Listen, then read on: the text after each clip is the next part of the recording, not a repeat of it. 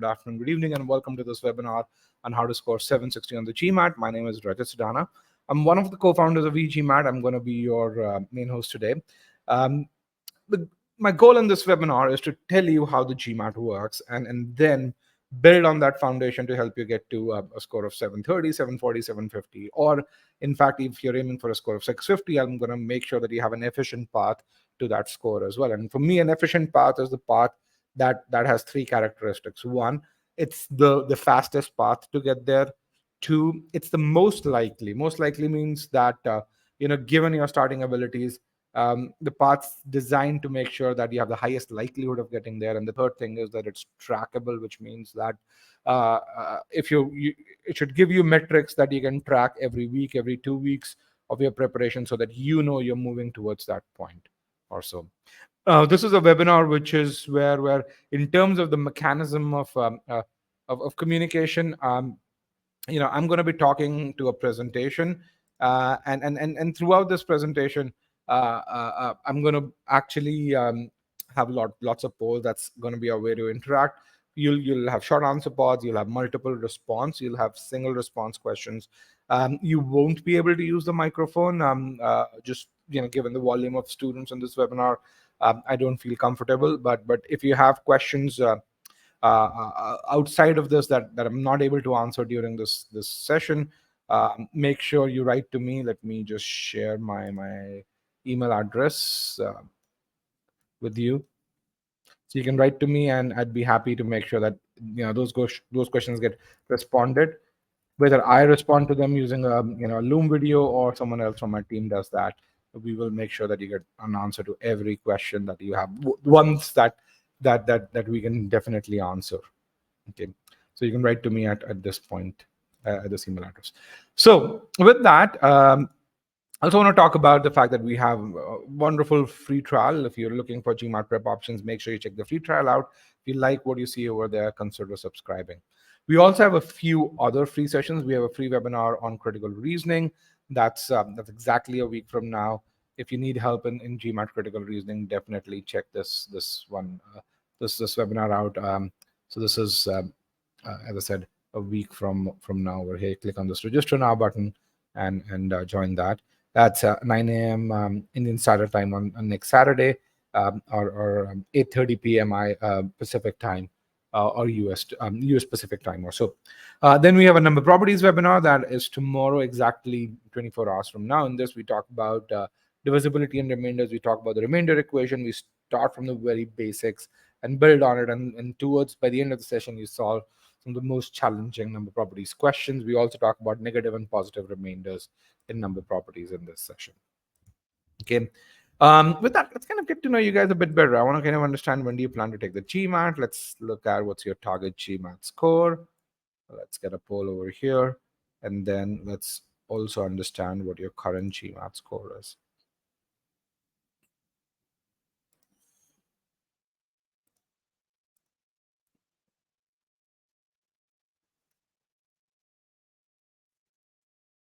Okay, when do people plan to take the test? About half of you, about 45% of you have the test in about a month and a half to 75 days. Then we have two similarly sized groups, those who have between a month and 45 days and those who haven't taken the data as of yet. And then we have about 11% of you who have fewer than 30 days. In terms of the target GMAT score, again, about 60% of you on the 730 to 750 bracket, another two equally sized groups, 710, 720, and 760 or higher. And then we've about 10% of folks in the 660 to 700 bracket. That's good. We hide these polls. And then with regards to where you currently are, the biggest group here is those who haven't started their preparation. They don't know what their current score is. But then we have significant number of you are in that 610 to 650, 400 to 500. And then we have pockets of you in various score ranges, with a few folks in the 710, 720. If you're in the 710, 720, if you're an e-GMAT student, make sure you sign up for our last mile push program, right to the support team. That's also true for those in the 660 to 700 or so. Really beneficial. It's a custom design program for just you guys. Okay, with that, let's go right in the webinar pane. This is the webinar pane where you see a presentation. You should be seeing a presentation over here which says how do you score 95th percentile or better on the GMAT. Below the presentation, there's a Q&A or a question and answer part. This is an area where if you have a question during the presentation, you ask that question over here. And then on the right hand side, where I'm going to move this pod over here, this is an area where I'm going to ask my questions, and you're going to respond to those questions. Okay. Abhishek has a question: where can we see the last mile push? Abhishek, if you want to write to Rajat at e-gmat.com, really say, hey, I'm an e-GMAT, or I am in that 660 or higher score range, and here is the evidence that I'm in that score range. I'd like to be a part of the LMP program. Can you please enroll me? And it's an optional program, but that's something that is there. Again, you need to be 660 or higher, ideally 680 or higher, for you to get into the LMP program. Okay. All right. So what are we going to do? We're going to start. This webinar has three parts to it. In the first part, we're going to start with the fundamentals of the GMAT, and this is something which is really important because even though many of you are aware of how the GMAT works, you don't understand it to the degree that you should. And what learning those fundamentals allows you to do is it allows you to make decisions during your prep that help you get to that target GMAT score. So knowing those fundamentals will allow you to customize that prep overall. Okay, so that's going to be about 30 minutes or so where we're going to talk about this. We're going to take about 4 case studies during this time. Then from that point, we're going to take another 2 case studies to really explain what's the role of a study plan, why is that important, how does it channelize your preparation in the right direction or in a productive direction or so.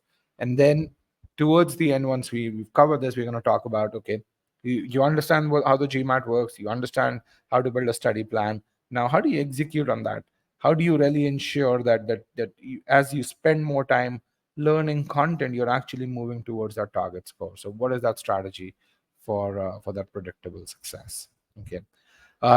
So with that, let's go right into the first part of the GMAT. Now, one thing that I want to kind of really emphasize on, and I'm going to share this presentation with you, but I'd probably ask you to write 4 things down during the webinar, because I believe that if you write some things down, they really are embedded in your brain. So that's something which is there.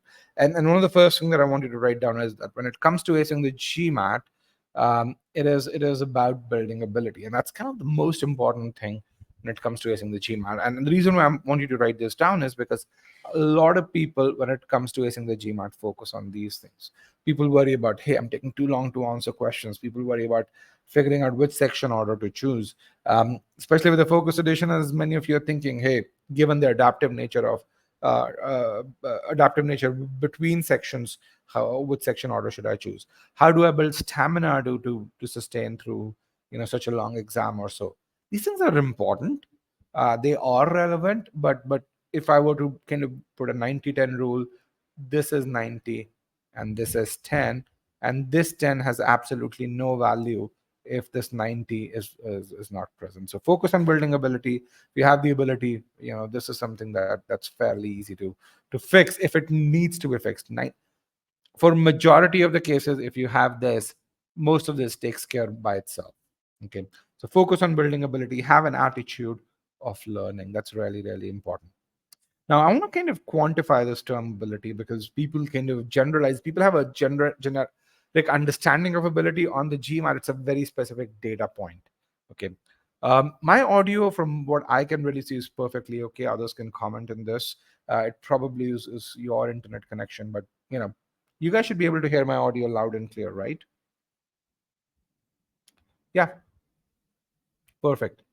Because Adobe gives me an indicator of my connection quality. That's why. If you're so I usually ask one other question overall. What kind of internet connection do you have? Let me see if I still have that poll question.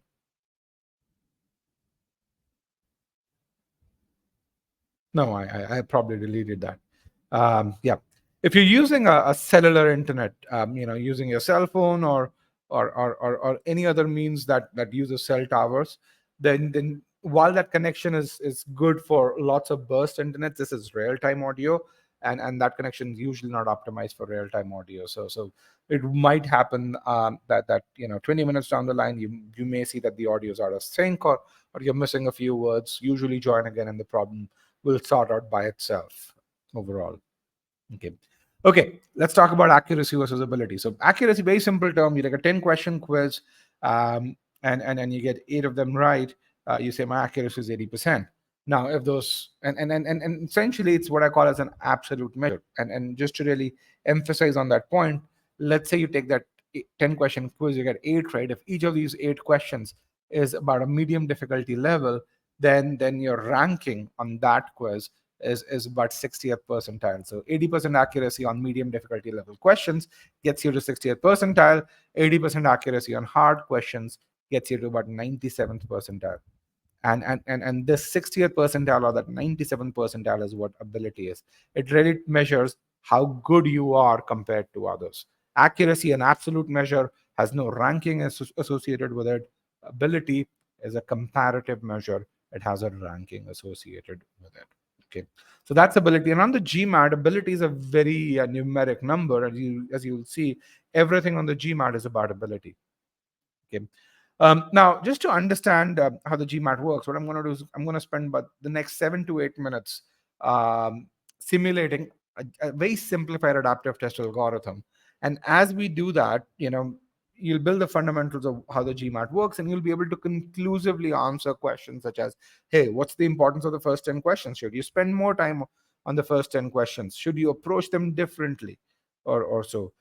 So let's kind of go through this. So to simplify stuff, what I've done is I'm simulating just 6 or the first 5 questions, the 6th one's just there for reference. On the y-axis, what we have is a difficulty level of question. So the higher you go on y-axis, the more challenging a question becomes. The lower you go on y-axis, the easier the question becomes. And on the x-axis, you have question number. So this is question number 1, 2, and all the way to the right. Okay. So let's take case 1 or student 1 gets the first question. The first question usually is the medium difficulty level or medium difficulty level. It gets it right, gets a second question, which is slightly more challenging. You can see we're kind of going higher on the y-axis over there as you go from 1 to 2. He gets that right as well, gets a third question, which is even more challenging, gets that wrong.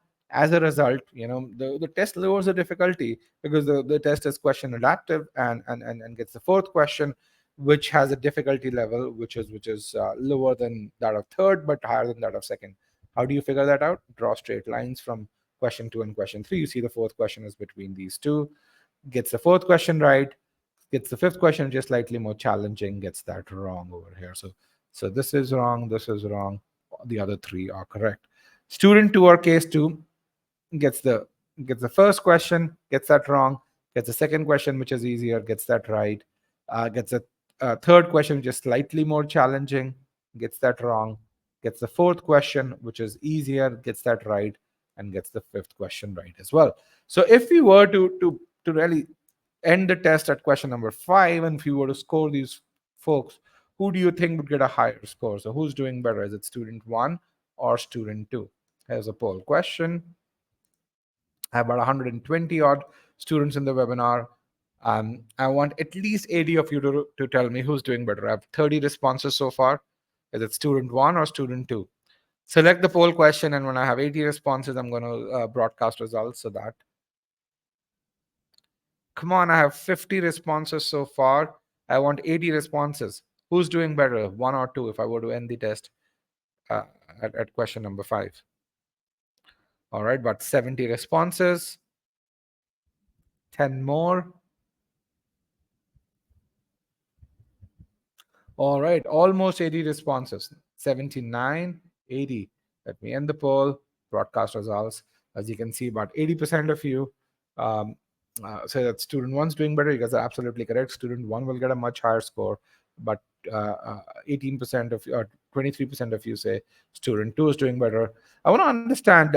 So for those of you who say student 1's doing better, why do you think student 1's doing better, even though their accuracy is identical? What allows you to say that?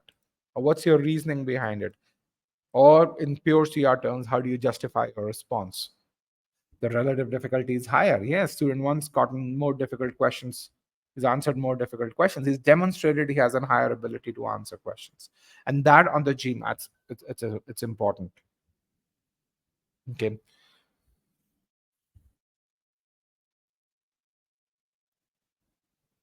Okay. That's really important. Both of them have answered 3 out of 5 questions correctly, 60% accuracy. Yet student one would get a much higher score, because if you look at this, student one has answered 5 questions. Each one of them was either at the average difficulty level or above the average difficulty level. Student two only got the first question at the average difficulty level. Every other question that he answered was below the average difficulty level. In fact, he didn't even get to answer questions which were above the average difficulty level if you consider just the first 5 questions. Okay. So the takeaway from this is that if you want to ace the GMAT, you've got to overcome 2 challenges. One is to make sure that the test serves difficult questions to you. The second is to make sure that you answer those questions correctly. Okay. A lot of people uh, uh, uh, really, uh, you know, think of, and how many of you have heard this actually? People really say that the GMAT algorithm is really, really challenging, and it's really difficult to understand the GMAT algorithm. How many of you have heard this?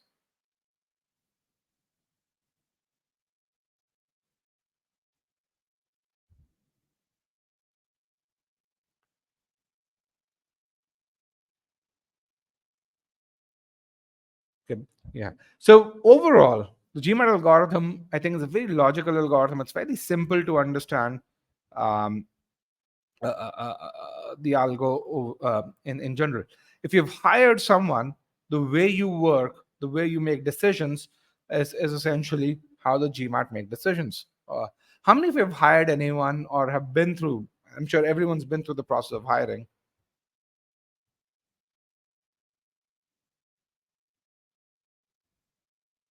Okay, if you've hired him. So if you've hired anyone, the GMAT actually mimics the interviewer. Um, let's kind of look at this overall. Now, let's say in a company, you have 5 positions, starting from the executive vice president down to the analyst. So this is your highest position, and this is your lowest position, and your job is to place someone in one of these positions. So let's say you ask that person the first question. I'm going to actually hold on, get a slightly different palette over here. You ask the first question, which is the director level, the person answers that question correctly. You ask the second question, which is a director level, the person answers that question correctly as well. And then you ask the third question, that is a director level, and the person answers this question correctly as well. What's your natural response? What are you going to do next? What is the judgment that you have, and what are you going to do next? Ask him. Ask him a VP level question. You won't offer him a director position because maybe he's fit for a VP role. So the next question that you're going to ask him is a VP level question, right? And then he answers 2 VP level questions correctly, and and 1 VP level question incorrectly. What are you going to do next? 2 correctly, 3 incorrectly, or 1 incorrect. What are you going to do next? Continue on the same level. That's a good strategy. Yes. See, now he's answered 2 more VP level questions correctly. What would you do next?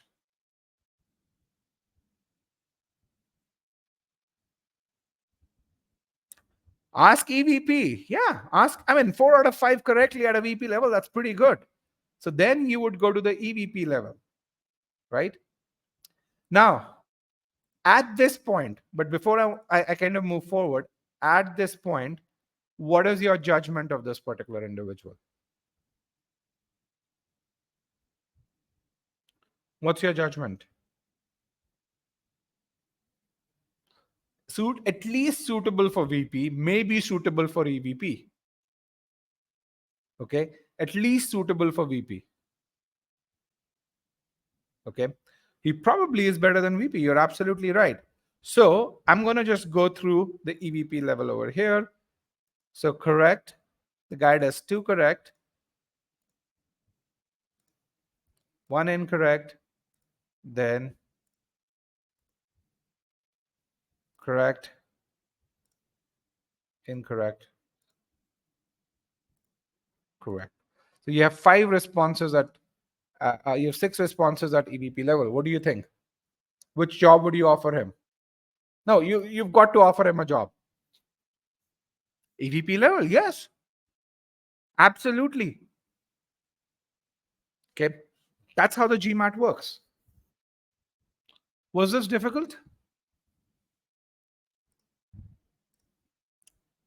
Was this challenging?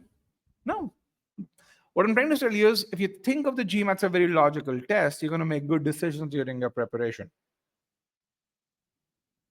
Okay. Now you can replace director as medium difficulty, VP as medium hard, EVP as hard, manager as easy medium, and analyst as easy. And this would be your GMAT exam.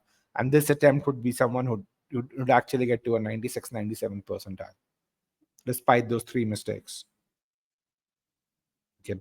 Someone asked this question.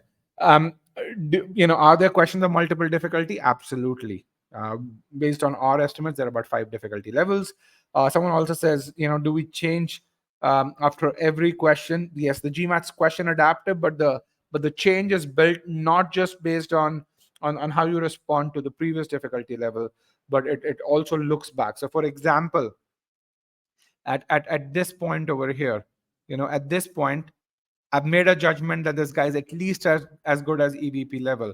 VP level. I'm sorry. I'm not going to bring him down to VP level unless and until this guy makes four mistakes at EVP level. Then I'm going to bring him down to VP level.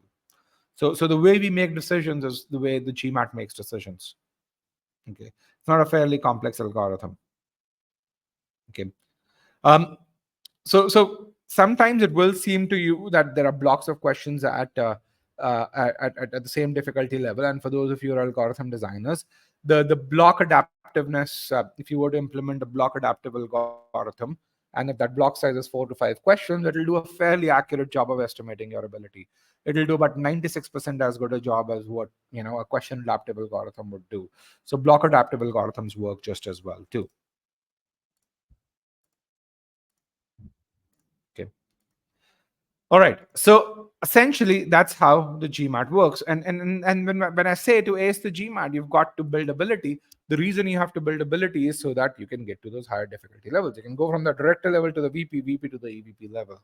You want to make sure you do that because otherwise, you won't be able to fulfill challenge 1, which is to get the GMAT to serve difficult questions to you. Okay. So far, so good. Okay. Kevin has a question. Is this webinar going to cover the number of questions and time per question along with the scoring grid? No, Kevin, we won't be covering that. We write articles on that. That's factual information. But if you need that, I'll be happy to share an article with you on that. We'll cover more higher order learning in this session. Okay. So the takeaway that I want you to have is your scores governed by the difficulty level of questions that you answer correctly, or your ability to answer difficult questions correctly. Okay. Now, what I said right now was just philosophical. I'm going to really now translate that, apply what the concepts that we've learned on some real cases. So this is, by the way, has anyone taken the GMAT focus of mock exam over here? Okay. For those of you who've taken the GMAT focus official mock, what did you score? The official mock, yeah, on mba.com. It's there on mba.com. I've actually written an article on how to access how can you access the GMAT focus mock 635. That's a pretty good score. That's close to 700, 690 or so. 400, okay, 340. No, 630 and 340 are not focus mocks. They are the current GMAT mocks. The ones ending in 35s, 585, that's a focus mock. Okay, that's good. Can I share the link to focus mocks? Okay, if you Google how do you access GMAT focus mocks, you should be able to get a video of mine. So for those of you who've never seen any of my videos, let me just see if I can get you that link right away. Here is the link. You guys can. All right. So the reason I'm talking about that is because when you look at the focus mocks, that gives you a lot of insights in terms of what your percentile scores are, and essentially the insights that it provides helps you understand how the algorithm works.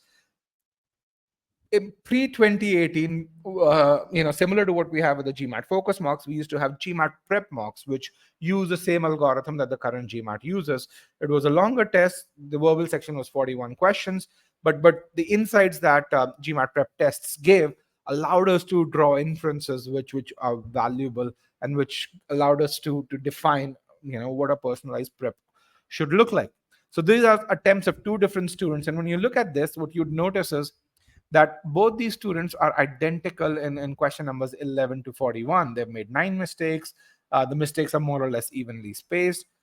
So there's very little to differentiate between these two individuals when you think about question numbers 11 and 31. The only difference really is that student 2, this guy over here, has made 2 additional mistakes in question numbers 1 and 2.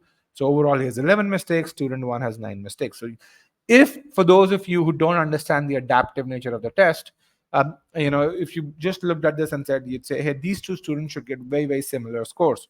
The reality is actually very different. Student 1 got a V43, which V43 existed at that time, which was the 97th percentile at that time. Student 2 got a V32, which is the 65th percentile. If you look at ranks, what the GMAT told student 1 was that you are among the top 6,000 test takers, because overall at that time about 200,000 students took the GMAT.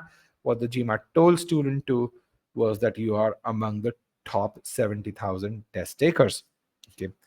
Now, based on this, I want you to answer this question. Is the GMAT harsh? Let me put in a poll question over here. Actually, the question that I have is the GMAT harsh? For those of you who think the GMAT's harsh, select yes in this poll.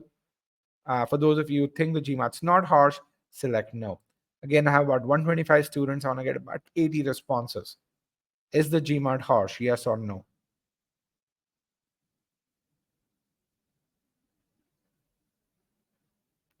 I have 52 responses. Is the GMAT harsh? I'm asking this question based on this data over here.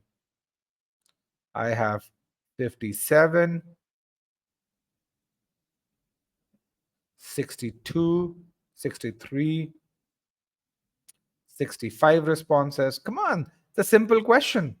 And again, when you are here, you're spending time with me. So if you're correct, good, pat yourself on the back. If you're wrong, let's kind of make sure we figure out why you're wrong, and we address that confusion.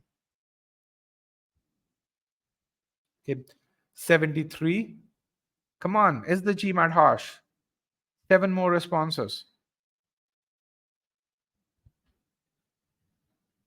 When you go to a business school, one of the things that you're going to do is give your opinion on decisions that people make, and you'll have that participation grade. This is very similar. I have 82 responses. Let me end the poll, broadcast the results. 60% of you think the GMAT's harsh. 40% of you think no, it's not harsh. Okay, I want to hear from the harsh camp. Why do you think the GMAT's harsh? What makes you, how do you justify your answer?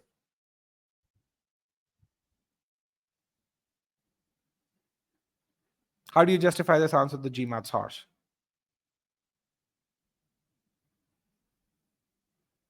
Those of you who said yes. Well, I'm talking about purely based on this data, not based on your other understanding of the GMAT. Is the GMAT harsh? Rigorous test of your ability. Harsh, not hard. Punish severely for mistakes on an easy level. Questions seem different than what I prepped. Okay, again, you can really see a lot of what you're mentioning is not is your preconceived notion, the notion that you came with before you came to this webinar, not based on what you've just seen.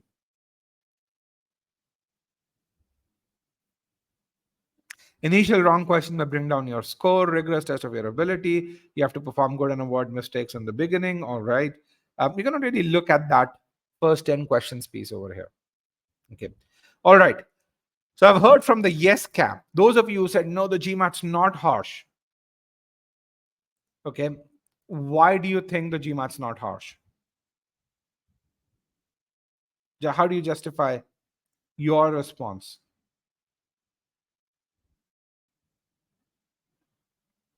It's an efficient way to rank the ability of students. Don't waste people's time. Okay. Because it adapts to one's ability. Okay. It's fair. Okay. Again, that's a claim that you're making. You're not backing that claim with evidence. Because it adapts to one's ability. Okay, I will take that. It's not harsh if you follow the e-GMAT concept. Again, thank you for that, but not relevant to what we talked about. Answering difficult questions is the real test. All right. Okay. So the GMAT's not a harsh test. I mean, this guy got 97%. If you look at this in isolation, despite making 9 mistakes, so 9 out of 41, 23% of the questions wrong, yet he was able to get a top 3 percentile score. Is that harsh? Allowing 9 mistakes and giving you 97 percentile? Is that harsh? No. 23% of questions wrong. That's not harsh. Okay. A lot of people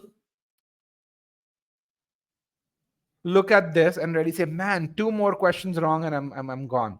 That's not how the GMAT works. Again, and that's where understanding how do you apply stuff is really important. If you look at student 2, what he did was he got the first question, median difficulty level, got that wrong. Got the second question, which is 30th percentile level, which means 7 out of 10 people will answer that question correctly. Got that wrong. Okay. Actually, let me just go back over here. I want to erase that. So you got the first question, which was 50th percentile. How the people got that wrong? Get that right. He got that wrong. Got the second question, which 7 out of 10 people get right. He got that wrong.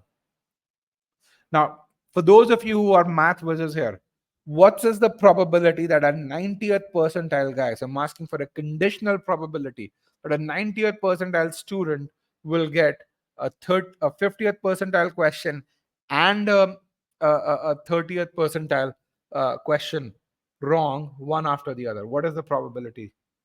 Or in other words, what is the probability that an EVP level student, a candidate, will get a director level and a senior manager level question wrong, one after the other? How low? How low is the probability?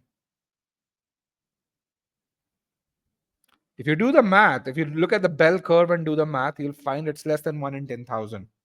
So at this point over here, the test is not wrong in thinking. You would behave the same way, that, hey, this student's not a really bright student. And so the test would offer him analyst level or 15th percentile questions. The student got that question right, then the test offered him 20th percentile, got that question right, 25th, 30th, 40th, 50th. So by the time the student started answering 60th, 70th, 75th percentile questions, he started making mistakes again, and then he kind of toggled over there. Now, both these students were our students. Both of these were our students. This guy on the real GMAT got a V44. This guy got a V35. This guy got a really good in quant, so he got a V35 Q50 710.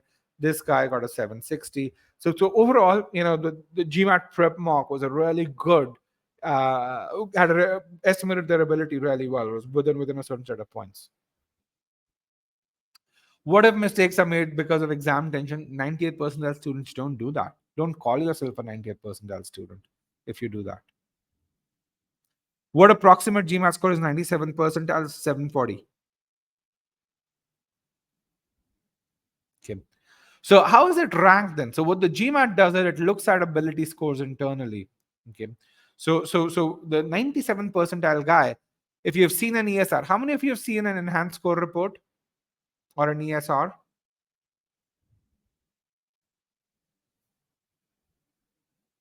If you've seen an ESR, you see ability scores.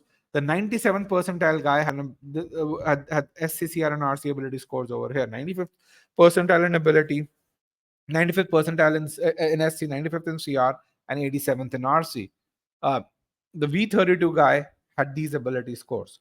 Now, when you look at them through a lens of ability, and good use of icons there, by the way, if you look at these two students through a lens of ability, do they look very different to you?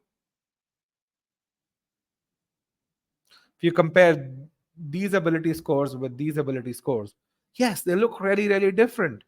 Okay. And that's kind of how the GMAT measures you. So before giving you a verbal score or a quant score, it looks at your corresponding internal ability scores. And then using those ability scores, it computes your verbal score or your quant score. Okay. So when I said that ability is a mathematical concept on the GMAT, it's a very numeric concept, as you can see over here. Okay. So again, as I said earlier, your GMAT scores governed by your ability to answer difficult questions correctly. So what ability scores does the GMAT measure? GMAT Focus also measures ability scores, and that's one of the reasons why I asked, have you taken a GMAT Focus mocks? Because with GMAT Focus, one of the good things that the GMAC has done is they brought back the ESR-like reports with official mocks, and which is beautiful. Last week, Pyle and I, and the e-GMAT team did about 100 simulations on the official mocks, and it was we're really happy to see the kind of data that we're getting again overall. And yes, you guys will get a recording of this. Absolutely. Okay. So what abilities does the GMAT measure? It measures 5 abilities. We call them subsectional abilities. On the quant side is arithmetic and algebra geo. On the verbal side, it's SCCR and RC. But the way we like to look at this is that each of these subsections, we want to consider them independently, which means one doesn't impact the other. Each of these has an equal weight. The other thing which is really important is that,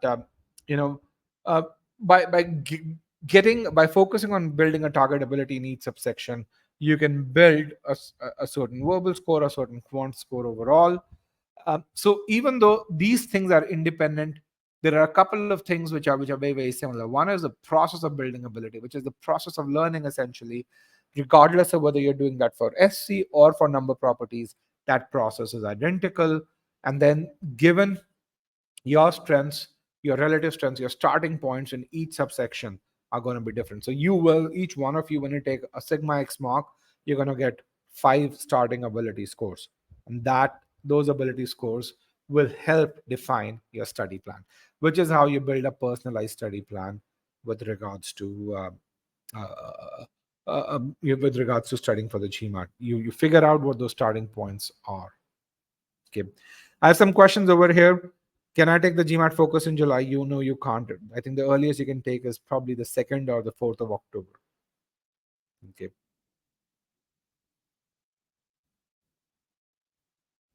How do you scale focus mocks to old mocks? We have, if you look at GMAT Focus percentiles, you'll see a score grid that the GMAC has provided. We actually have it on our website as well. That can help you do that. In a very simple way, GMAT Focus score, add plus 60 to it, you'd most likely get the current GMAT score. Okay. So again, when you think about a target GMAT score, ask yourself, what ability scores are you aiming for these subsections? Okay. Naman has a question. Until when is the current GMAT valid? The current GMAT, you can take the current GMAT till, from what I understand, about Q1 of 2024. Your GMAT scores would be valid for 5 years since then. So this means that, if you take the test in Q1 of 2024, your GMAT score would be valid till Q1 of 2029. Okay.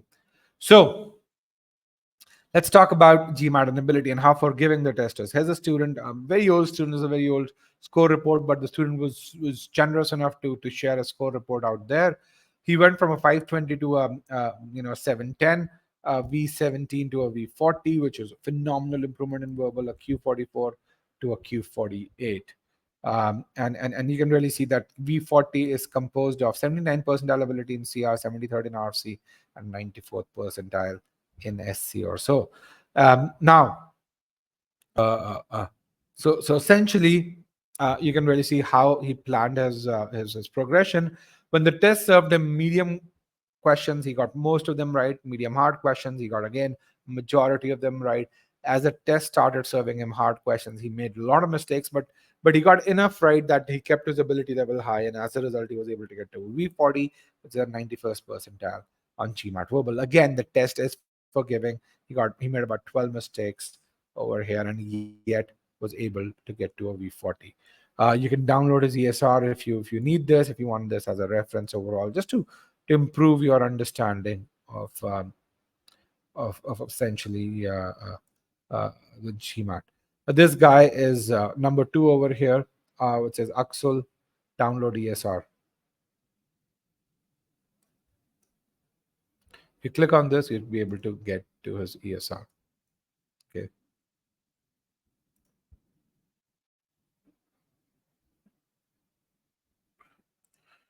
All right.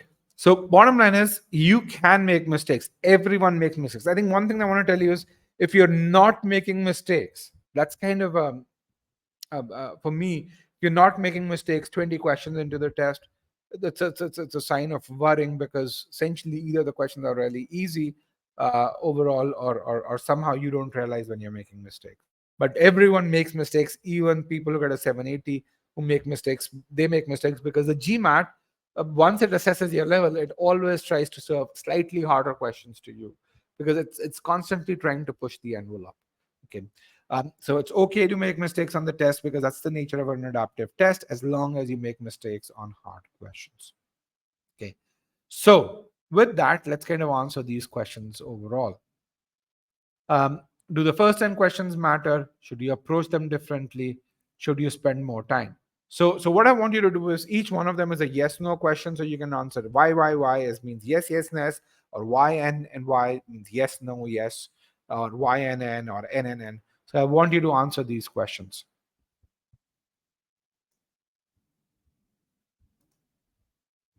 Put those answers in the short answer pod. Once I get about 15 answers, I'm going to actually share the responses. I have about 10 answers in the short answer pod, 12 answers, 14. Okay, I can broadcast results. All right.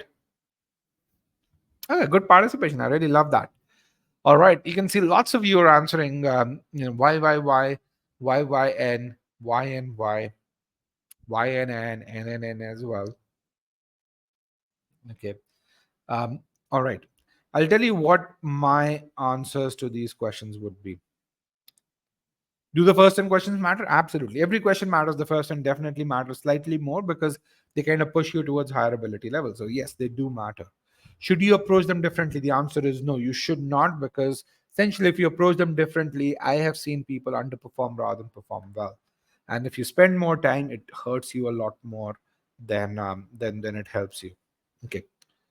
Those of you who are saying yes, you should approach them differently, and yes, you should spend more time on the first 10 questions, you're making an assumption that doesn't pan out in reality. What the assumption that you're making is that you can replace ability with time.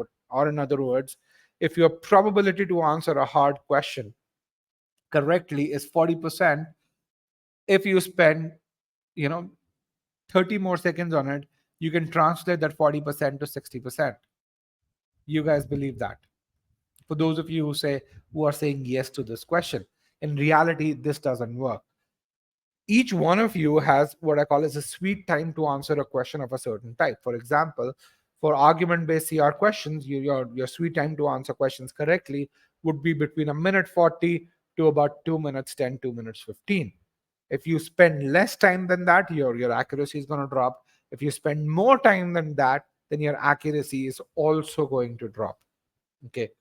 How many of you have done this? I'm trying to answer questions. You're overly careful.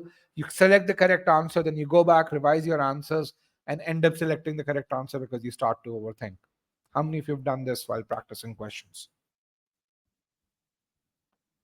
Okay, that's what happens when you spend more time on questions, and that's why you can't replace. That's why ability and time spent on a question are not interchangeable.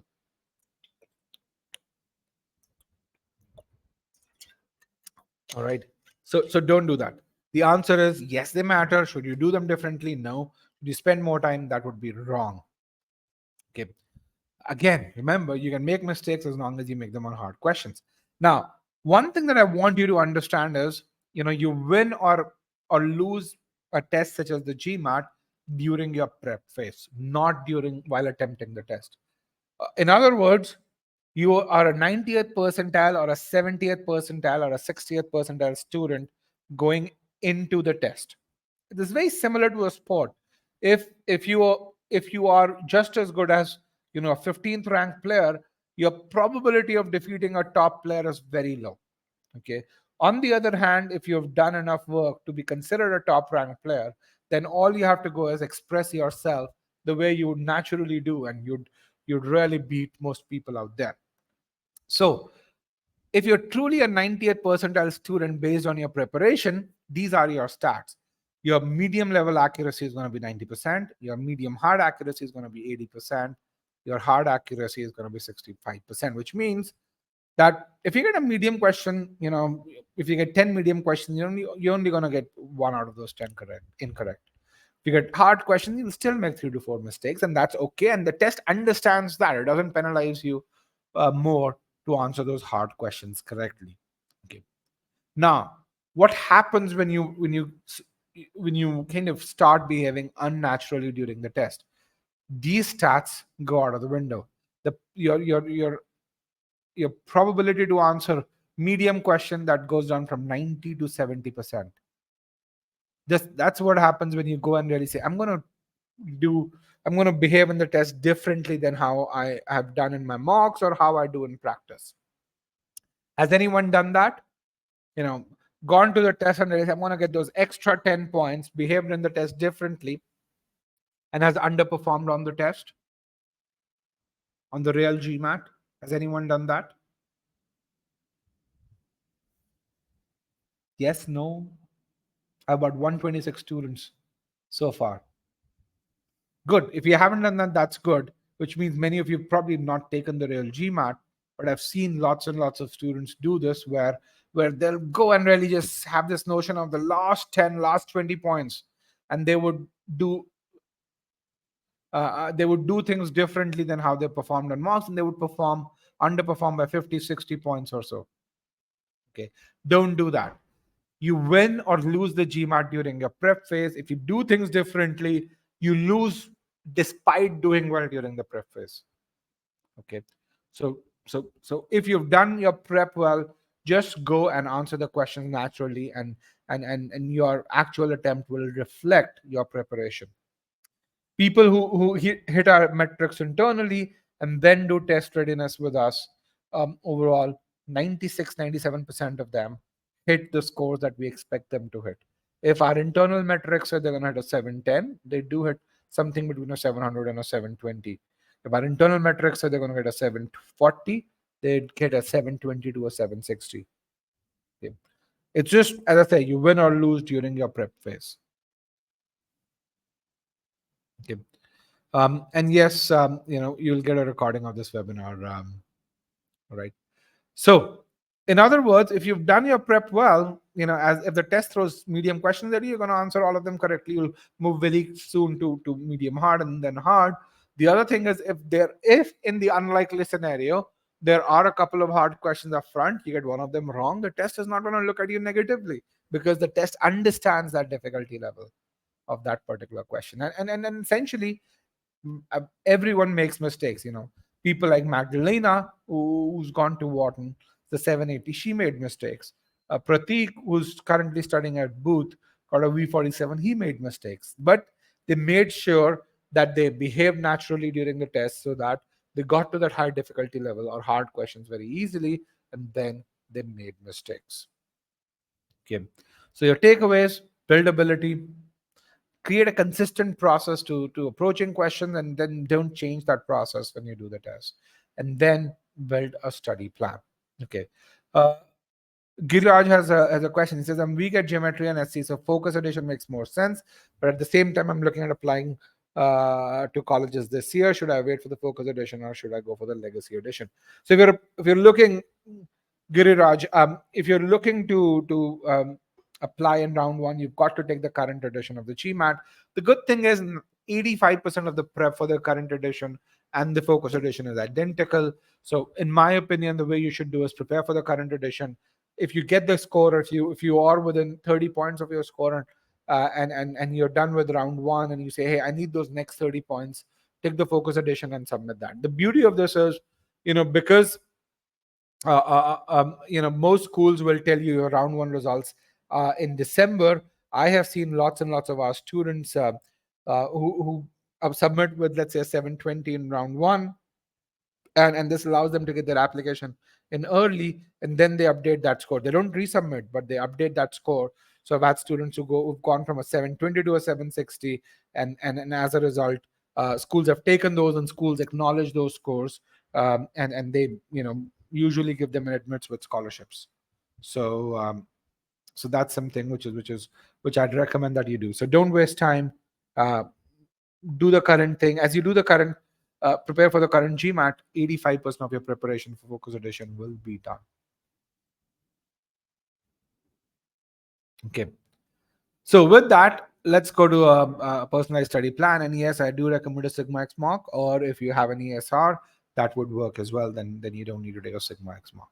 So, but to get into those details, let's kind of understand, why do we need a personalized study plan? So I want to ask you this question. What's the job of a personalized study plan?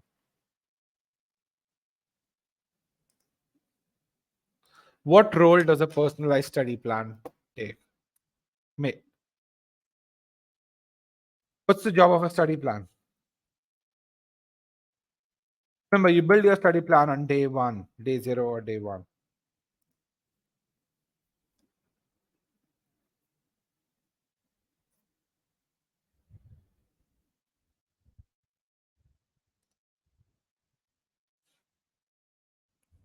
Okay, to help track your progress, to guide you through the journey. It serves as a guide.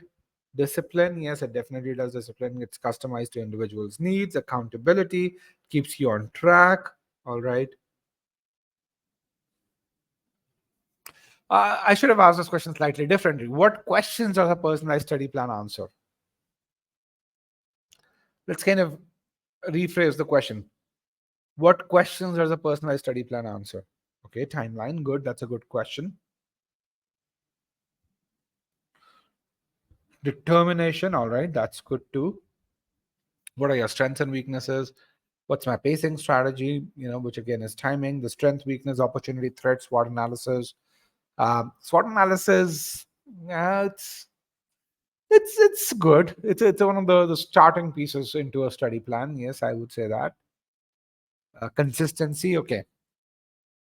So at e-GMAT, when we kind of when we think about a study plan, and when we build a study plan product, we kind of asked this question ourselves and said, what questions should our study plan product answer? And then these were three questions that we wanted to answer. One is, how would you as an individual reach your target GMAT score? That was number one. The second was, how much time do you need to put in to reach your target GMAT score? And that's something which is really important. And because a lot of people really came to us and said, will 3 months be enough? Can I do the GMAT in 6 months? Is a 2-month course enough? Do I need a 4-month option? And so on and so forth. And it really was an effort to answer this question properly, and which is why we built a lot of technology to put in this. So how much time do I need to get into to reach my target GMAT score? And the third thing, which I think is a really important thing, is, where am I going to invest this time?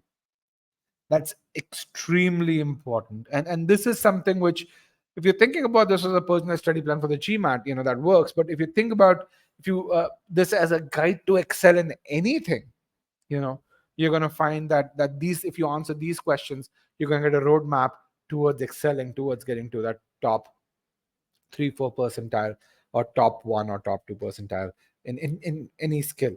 Okay, so let's see why is it that we need that personalized study plan through 2 case studies. I'm going to take case studies of 2 students. Both of these are e-GMATs. Both of them did really well. These are their starting scores. Ayush came to us with a 670. Rafaela came to us with the 600. Both of them, Rafaela got to a 730. Ayush got to a 750. Rafaela is currently studying at Harvard. Ayush recently graduated from Columbia. Let's kind of look at this and let's look at how they build their personalized study plans. Okay, so Rafaela came to us with a 600. She got a 600 on a Sigma X mock. You can see a quant and verbal scores. So she took a Sigma X mock, and these were the ability outputs. What are your observations from these outputs?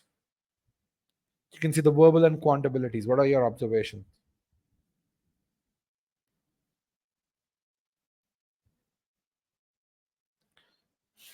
What quant and RC? What about quant and RC? Okay, low in quant. More focus is required on arithmetic and RC. Good. Quant and RC are pain points. What else? What's good? What's good here? CR and SC are really good. Yes. CR is great. It's excellent. Okay. So good observation. You can really see when data is there front and center in front of you, all of us can draw inferences. And all of us are good at reasoning and drawing inferences. So what you see from this is SCNC are really, really good. RC needs some work. Arithmetic is not as great as algebra and geometry is. And so she took the Sigma X marks. We added this here to the Sigma X mark and into a PSP tool. And PSP tool gave these target abilities. It said, arithmetic, algebra, geometry, she had 49 percentile, which is not a bad starting score because this was a cold mock. So it said, let's kind of increase that to where we think it's reasonable that she can go. And then let's kind of increase arithmetic because her strategy is clear it would be verbal driven.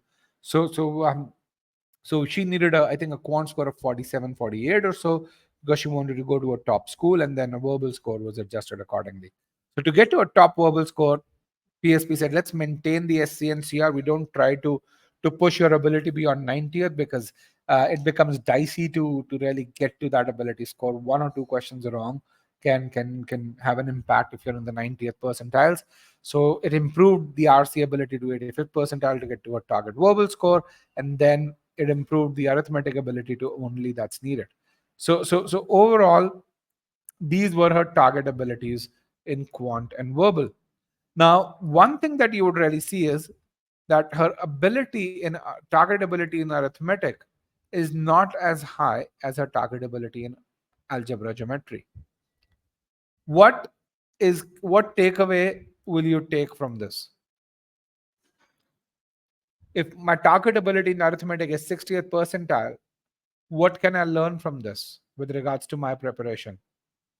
Okay, you work on your strengths. That's always good. Absolutely. All right. Do I need to worry about answering the hardest questions in arithmetic if I'm aiming for that 57th percentile ability? No. There are some things that I can save on right away. And the reason why this is important is because when it comes to the preparing for the GMAT, you have to focus your energy, because one thing that you don't realize is that you'll always be short on time when it comes to preparing, because many of your working professionals, or 90+% of your working professionals, not only time, but you'll always be short on focus. So knowing this stuff, knowing what you want to achieve, where you want to be able to answer the hardest questions correctly, allows you to put your energy where you're going to get the most bang for your buck. Okay. And that's why it's important to be strategic about such decisions. Now, we know her starting abilities, we know her target ability, we know that a lot of students have gone from a 30th percentile to an 80th percentile. So based on that data, we could generate some time estimates. Okay. Now, these time estimates build on work on two things. One is, what is the process of improving your ability? The second is, how long have others taken in terms of number of total hours with regards to doing this? Okay. So how do you build ability? So there are three stages of learning that we follow within the e-GMAT process. One is going through the e-GMAT courses, where you learn concepts and learn how to apply concepts. And this also includes going through the foundation. That's what we call as stage one of learning. Stage two of learning is where you master application. So think of stage one as, if you were to build a wall, a load bearing wall, stage one is laying bricks on top of the other. Stage two is essentially adding cement to those bricks and around those bricks, so that wall is now immovable.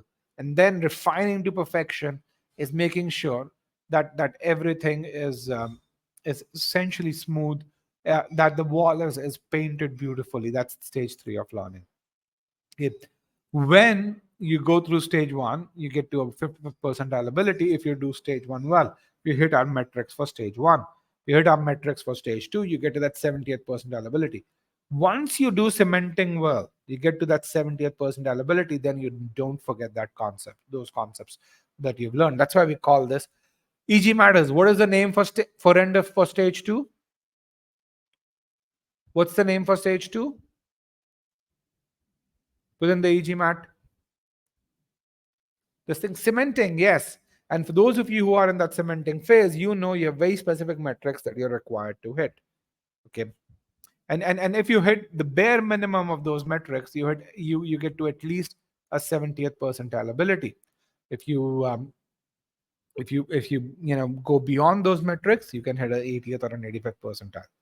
How long will it take to do cementing? Most people finish cementing within 4 days if they do stage 1 well. It's about 4 days or so. Okay. One of the other things I want to tell you is don't rush through cementing. A lot of people say, hey, it's 6 quizzes. I'm going to rush through them, get done in a day and a half. So essentially, it's 6 quizzes, but it's also about building those error logs between those 6 quizzes. Only then you improve. 4 days in terms of hours per day is in terms of, it's about 8 hours. Let me call it this way.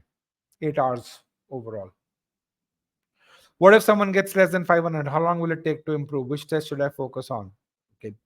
How long will it take to improve? Depends on what you want to get to. But if you again write to me, we can really do a personalized and what stage will it take. 4 days for all sections? No, you do cementing or 8 hours per subsection. So 4 hours, 4 days for SC, 4 days for CR, 4 days for RC. Now, this is what I'm assuming is you'd need to do this is for an average student. If you're an above average student, it could take less time. If you're a below average student, it could take longer. Okay. Now, we generate time estimates. We also tell you what is it that you need to study, what is it that you don't need to study. So this, make sure you understand this rubric over here. In this case, let's do this. You need to study this. This is what you you need to study this. This is what you need not study because you already have this, and this is something that you're not aiming for, so you're not required to do this. Okay. All right. So this was the stuff for a fella. She did not have to focus on SC or CR. Why? Because she's already there. She only had to focus on maintaining that.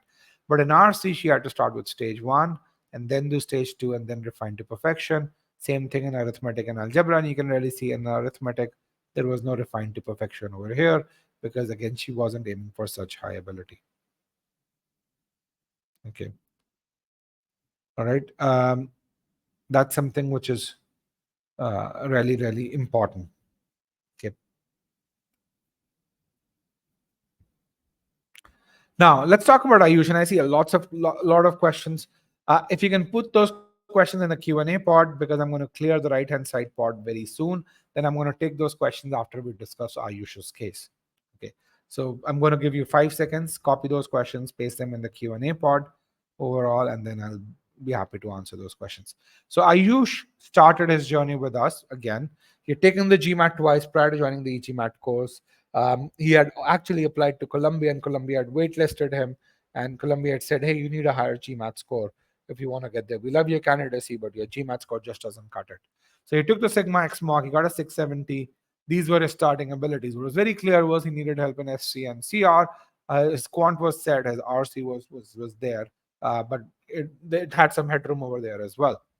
So we put that data into PSP. As we put that data into PSP, these were his target abilities that came in. What you can really see is, you can see how PSP focused on enhancing his strength in RC, focused on improving his SC, and then increase his CR only to the level, and it maintained his quant ability. Okay. All right. And then we generated time estimates for him. Overall, again, the same 3 strategies of learning applied to him. And if you look at the rubric, the same rubric, you can really see for him a lot of the time was spent on SC and CR. There was some time we said he needed to do cementing in RC again because we wanted to push his ability to 93rd percentile. Then of course he needed maintenance over here. These were the aspects of a study plan that he needed. All right. So Rafaela versus Ayush, they both, one got a 750, one got a 730, but where they spend their time, what the kind of content that they went through, that was really different. Ayush spent about 3 weeks on SC. Again, this was overall about 3 weeks on SC means about 50 to 55 hours on SC, about 1.7 weeks on CR. Rafaela practically spent close to 2 days on SC and CR together. On RC, Rafaela spent about 2.5 weeks, and Ayush spent about 1.1 weeks. So for us, 1 week is about between 18 and 22 hours of effort, just to be very clear. We expect 2 hours during the weekdays and 4 hours per day during the weekend. Now, if you can spend, let's say, an hour during the weekdays, um, that's absolutely okay as well. It's just that your study plan extends out a lot more. In arithmetic, Rafaela spent 2 weeks each, so about 40 to 42 hours each for both arithmetic and algebra. Ayush actually didn't spend a whole lot of time. Okay. What they studied was very different as well. In arithmetic and algebra, are used just to maintain his performance, whereas Rafaela had to start from basics. In RC, Ayush had to do cementing and refine to perfection. Rafaela had to start from basics, and then Ayush had to do the same thing in CR and SC with regards to starting from basics, whereas Rafaela had to maintain performance. Okay, so let's kind of talk about the questions here. Are you required to put 8 hours per day for cementing, or can it done within 2 to 3 hours per day? Absolutely, 2 to 3 hours per day. Do not ever put in 8 hours per day. Your brain cannot process so much information. Okay. Um, if you're putting in 14 hours per day at work, you probably shouldn't be studying for the GMAT. Let me be very clear. I'd love to sell you my course, but it's not going to work if you're putting in 14 hours per day at work. Frankly, if you're putting in 14 hours per day at work, then either you're working for Elon Musk, or you really should be looking for a different job. That's my personal opinion. It's very difficult to put in more than 10 productive hours per day. Okay, that's what I would recommend doing. That 4 days in terms of hours per day, again, 90 minutes to 2 hours during a weekday is plenty. Most people cannot do more than that. A lot of people think they're going to put in 3-4 hours a day. Productive hours is probably 90 minutes to 2 hours or so. Okay. Let's look at the questions over here. I'm going to now go to the Q&A pod and look at this. Is cementing time factored as a part of PSP? For instance, you have 2 weeks. Will it include time for cementing as well? There's some factoring of cementing in PSP, but again, remember, your goal is to hit the metrics. Your goal is not to follow timeline. So PSP is about 80% accurate with regards to the timeline. That gives you an idea of the sequence, how much effort you need to put in, but focus on hitting the metrics. All right, I've done this. 14 hours per day. Again, I'm sorry I said that, but 14 hours per day is just too much work. You have no more headroom to learn things if you're working 14 hours per day.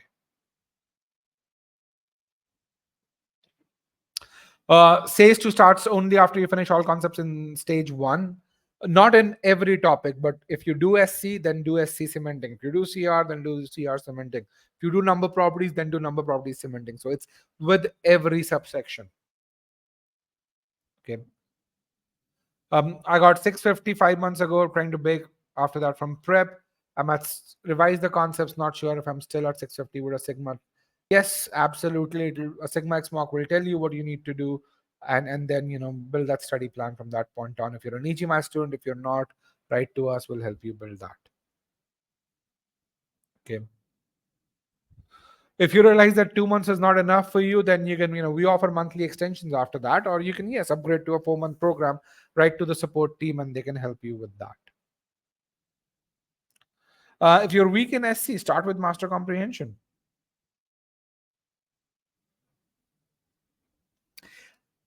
I think I've done all of this. Is PSP dynamic in nature? Not today.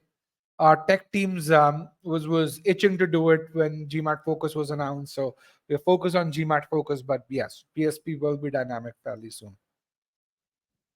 Yes, you'll get the recording in an email. Let's just make sure we do take the last couple of questions. Who should you write to create a good plan? Write to You can write to me rajat@e-gmat.com, and someone from my team will respond to you. How often should you take a mock test after 2 modules? No. Again, right? These are questions which the strategy team, we have a 5% dedicated strategy team. Their job is just to do just that. We also have onboarding sessions every week. Please attend those sessions. Okay. How many marks do you get? You get 5 marks of the Sigma X with a paid plan. In addition to that, you get Scholarinium, which is a separate set of questions, and that has enough questions for you to simulate 12 additional marks. So if you want to take marks, which I don't recommend that you do, you'll not fall short of questions. I mean, there's no other company in the world that has created more questions than we have, which is why, despite being a 42% company, we still do just the GMAT, and you have 3 people companies out there that do the GMAT, the GRE, admission consulting, and whatnot. Okay. How much is the 2-month plan? Go on the website. I think it's $199. And yes, there are math fundamentals. We even teach you, how do you add fractions and stuff such as that. How do you reach the strategy team for it's a strategy team or customer success team? Rajat@e-gmat.com. I want to ask this one question because many of you are asking these questions, okay, and which is somewhat of a surprise to me. How many of you have subscribed to our YouTube channel? Because you're asking about how do you reach the strategy team. How many of you have subscribed to our YouTube channel? Okay. The reason I'm asking that is because if you're a subscriber of our YouTube channel, then you'd see the strategy team members. They are the ones who interview our successful students. You'd see our SMEs. They are the one who talk about concepts, subject matter concepts overall. So you'd see who they are. You'd see how they work, and so on and so forth. So if you haven't subscribed to our YouTube channel, it's not only the world's largest collection of GMAT success stories, it's also the world's largest collection of MBA scholarships. Overall, you'll also see how people have worked with the strategy team members to get to their target GMAT scores. Do we have a private tutor? We don't offer private tutoring. We do it on a case-by-case basis. As such, we don't like to do that just because of the volume of students that we deal with. Again, if you have a very specific case that we cannot work with and some very strict timelines, we might still work with you. But let's sorry guys, let's go on with the session. So how many of you have kind of seen this kind of personalization overall? How many of you have seen this kind of personalization?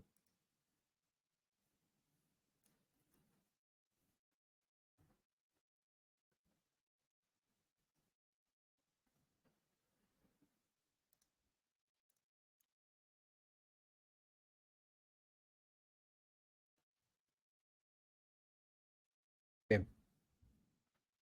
And then that's really important to build that personalized study plan to make sure that you get to your target GMAT score, because when you get to a score of 730 or higher, it increases your chances of getting to a top B school. So in 2021, we did this research where we reached out to 500 students. Since we produce more 700 plus scores than anyone else in the industry, we had these plethora of students. So we kind of reached out to 500 students, and from each student, we collected about 20 data points. We collected which schools did they apply to, what was their background, which country did they belong to, how many attempts did they take, what was their GMAT score, which round did they apply in, etc., etc., etc. So here are some of the key conclusions overall. When it comes to M7 schools, what we found was that while a 740 won't guarantee admission into an M7 school, the probability that someone would get into, an M7 school with a 740 was a lot higher than what it was to get in with a 710 to a 730. Okay. The second thing was, when it comes to scholarships, M7, lots of M7 students had scholarships. 45% of M7 admits of had scholarships who had a 740 or higher. If you went to a top 20 school, so which is outside of M7, so Keenan Flagler is an example of a top 20 school outside of M7. 82% of those folks had scholarships. Overall, 62% of students who went to an M7 or a T20 had scholarships. Okay.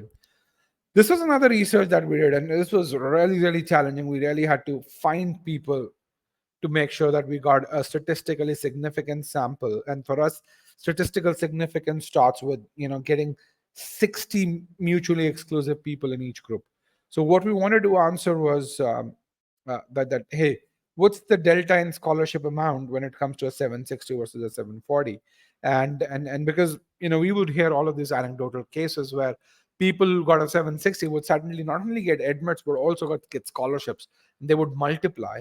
And that's kind of what data told us, that 760 scorer on an average got about $90,000 worth of scholarship, which is about 63% higher than what a 740 student did. Okay. This research was undertaken by one of our former students who actually had a 740, who had 2 years to get to a 760, and I kind of kept on pushing him to get to a 760. He never agreed to my recommendations, but when he got this data, he was really sad about not having made that attempt and gotten those additional 20 points or so. Okay. So essentially, really, really important. This is statistical data. I have some anecdotal data. Here's a student who got a 770 Q50B44. He got a full ride from Ross, Keenan Flagler. Overall, I mean, he got a ton of scholarship money. Another guy who, again, purely rode his MBA journey based on his GMAT score. If you watch his interview, what you'd realize is that the guy did lots of things right, but he doesn't have. He's not a fluent speaker of the English language. He didn't have a ton of extracurriculars, but because he did the basics right, he got 5 full scholarships, including uh, uh, an amazing scholarship from Fisher, with where the school paid him $1,700 a month to study. Okay. Um, Essentially, I in my interview with him, I asked him how he approached the interview, and you'd see how he was extremely strategic and methodical about preparing for the interview as well. There's another student who got 180,000 dollars worth of total scholarships. She got into Wharton with scholarship as well. Again, with she wrote a 750 score. Okay, if you go to our YouTube channel, if you look at our website on admits and scholarships, you're gonna see MBA journeys where of $10 million plus scholarship. This is the world's largest collection of scholarship journeys also. And this is where people talk about how did they approach a certain B school about scholarship, how did they negotiate scholarships, and then some of them actually played one B school against the other to get a higher scholarship amount. Okay. All right. And again, we were able to do this because if you look at data from the last 4 years or so, since 2020, we've accounted for 3 out of 5 700 plus scores reported on GMAT Club, which means that if you look at all the GMAT Club partners together, and now Unacademy is a part of GMAT Club as well, we account for 60% of all 700 plus scores reported, and everyone else together accounts for 40%. And essentially, GMAT Club does a phenomenal job of cataloging those scores. Okay.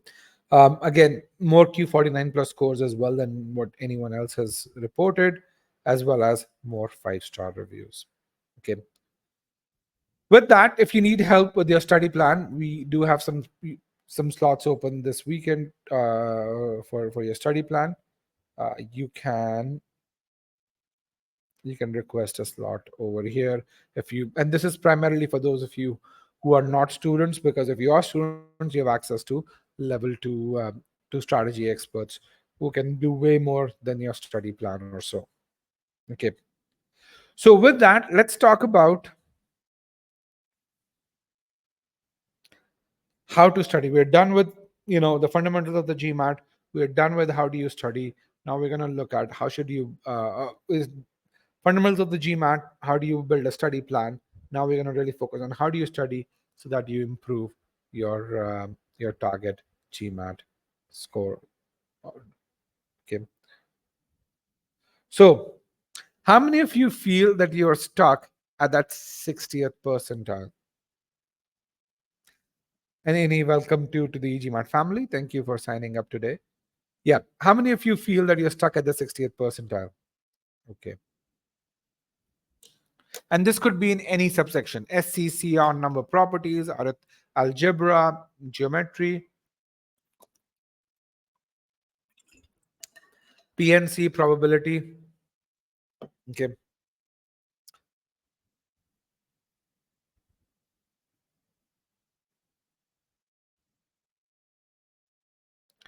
All right. So I'm going to really talk about the way a 60th percentile student studies and the way a 90th percentile student studies. I'm going to focus on sentence correction. All right. So a 60th percentile student means that you have about 80,000 students who are at the same level or ahead of you. A 60th percentile student spends about 40 hours doing SC. His starting ability is 30th percentile. And one of the other things which I want to make sure that I emphasize on is the capability to improve to a 90th percentile is very similar to that of someone who actually improves to a 90th percentile. A 90th percentile student means you're among the top 20,000 students out there. Again, this guy also spends 40 hours, has a very similar starting point, a very similar capability to improve. When you have this over here, this means the capability is similar as well. Okay. 90th percentile, I think it's something you've got to recognize. It's about achieving perfection. You're pretty much out there. You're among the top 10% of students out there. Okay. Now, how a 60th percentile student approaches sentence correction is like this. A 60th percentile student thinks that GMAT SC is about grammar, and if, as long as I learn these major error types, I'm going to be good. A 60th percentile student, while approaching an SC question, looks at splits. For them, meaning is secondary. A 60th percentile student also goes through the phase of learning very, very quickly. A lot of them actually follow the Manhattan GMAT book. They focus on learning, the rules of grammar. So out of those 40 hours, they probably spend about 12, 15 hours going through the book, and then the remaining 25 hours practicing questions. Does this journey seem familiar to anyone over here? Okay. A 90th percentile student thinks of this very differently. A 90th percentile student understands that GMAT SC is not about the core grammar aspect, although some of that is important, but it's about how multiple, a cascading of sentence structure leads to you communicating meaning in a cohesive and in a manner where it's non-ambiguous. Okay, they understand that and they focus on learning those 200 sentence structures that are tested on the GMAT. For them, the way they approach questions is through meaning. For them, meaning is not an error type. Meaning is a way of solving SC questions.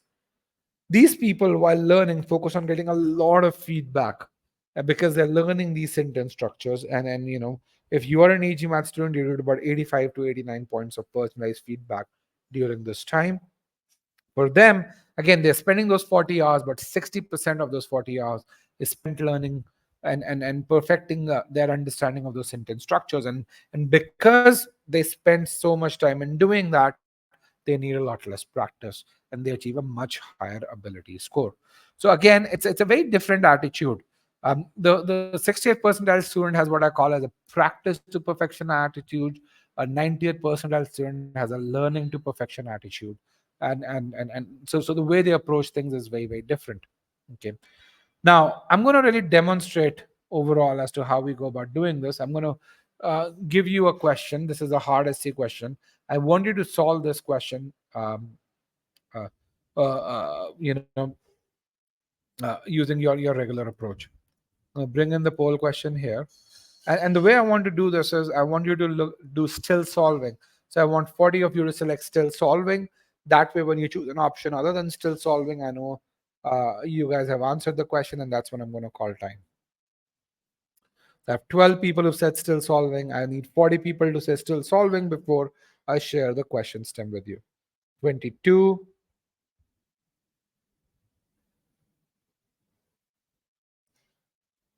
And yes, Rishi, feedback points are assessment quizzes, which are embedded in every activity.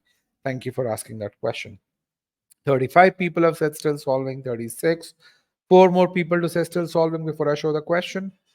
3, 2, and 1. Let me remove broadcast results. Here is the question. Good luck, guys. I'm going to mute myself while you solve this question. Again, you'll have ample time, so don't rush through this question. All right.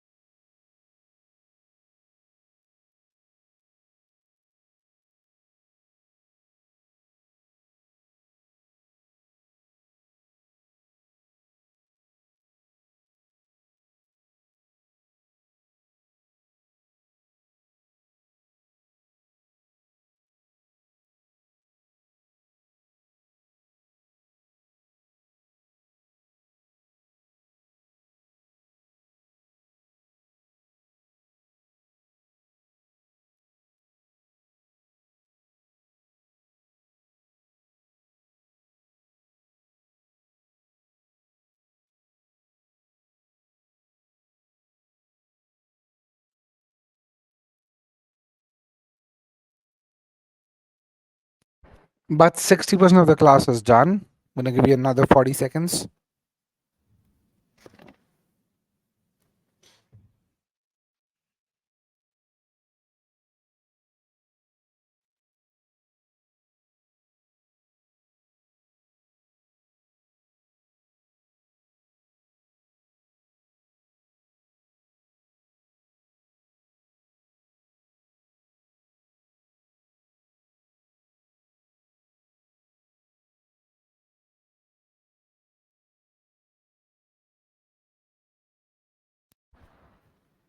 All right, pretty much everyone's done. Get those answers in. 5, 4, 3, 2, and 1. Let me end the poll and broadcast the results. You can really see how people have responded. Choices C, D, and E are really popular. A is not somewhat popular, not as popular, and B is not popular at all. That's good. Okay, so I'm gonna hide this poll over here. Get my short answer pod back.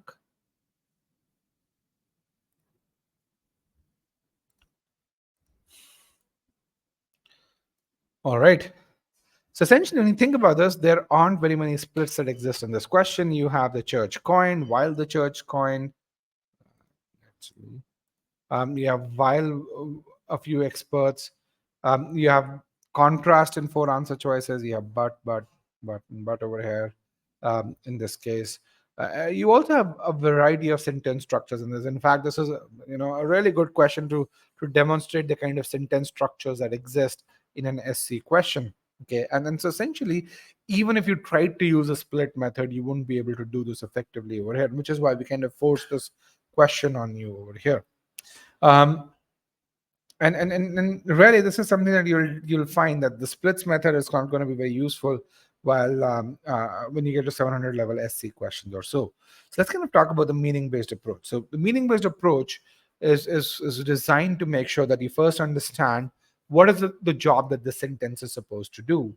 What does the author want to communicate from this? So what we do is we kind of extract various aspects that the author wants to communicate from this sentence. We list them down so that we know this is what the author wants to do. And then we look at the sentence structures in this particular sentence and then say, is the author communicating them effectively in an unambiguous form?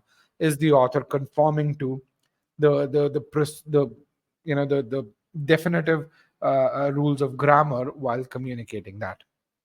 Okay, so let's do that over here. So this is what we call as a sentence structure approach, where we say this church coined the date February 14 as Valentine's Day. Why? With an ulterior motive to Christianize the pagan celebration of Lupercalia. That aspect is claimed by a few experts. And then you have the contrast piece over here. So you guys have done this. I'm not going to go into the detail over here, but let's kind of focus on the aspects. When you think about this, there are two claims about why February 14th is celebrated as Valentine's Day over here. Claim 1 says that the church designated it with a certain motive. Claim 2 said that it was done to honor the anniversary of Valentine's burial or death. Claim 1 is by a few experts. Claim 2 is by another group, which is the more prevalent belief. Okay, so these are the three aspects that the author wants to communicate through this sentence.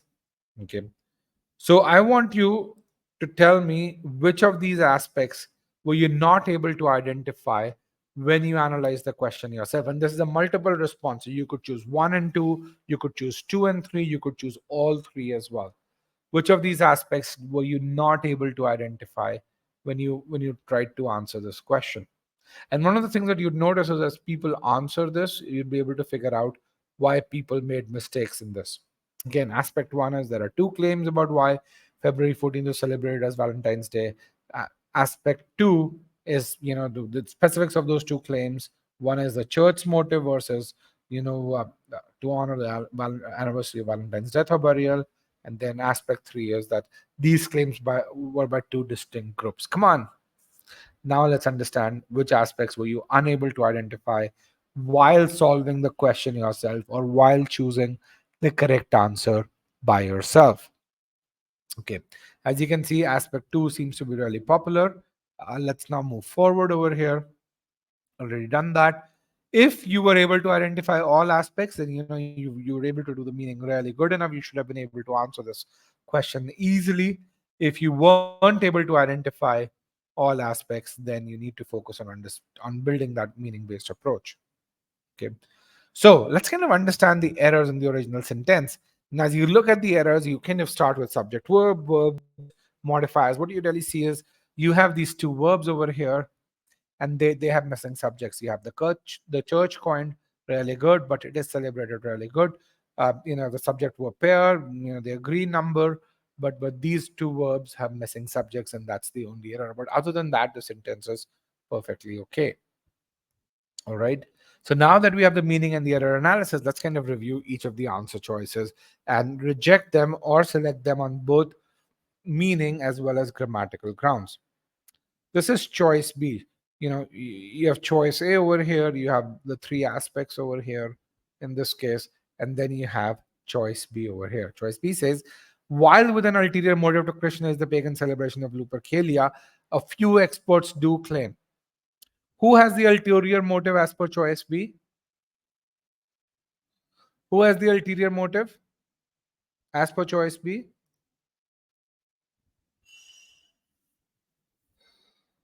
A few experts, yes. Is that what the author wanted to communicate? No. Because of this, choice B is wrong. By the way, this is how you guys polled. Choice A, you guys know why it was wrong. Choice B, only one person chose, so you know why it was wrong. So just so you guys know how you guys polled over here.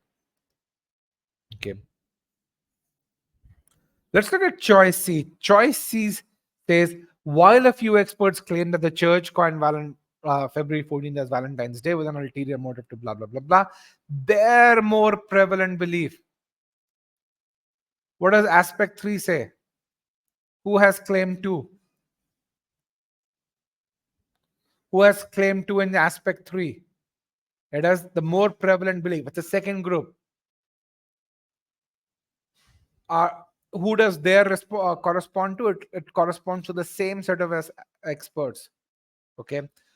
The author or the general public, the choice says the same group of experts. Does it change the meaning? Absolutely. Is it wrong because of that? Absolutely. People who chose choice C, can you see why you made a mistake?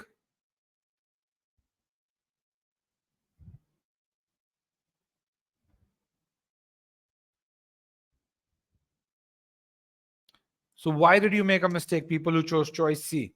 The reason you made a mistake was because you could not understand that claim 2, as per what the author wanted to communicate, is the more prevalent belief. It's a society's belief, more or less, in many ways. But whereas what this choice is saying is that claim 2 is also the belief of these group of experts. Okay, it changes the meaning and hence is not the correct answer.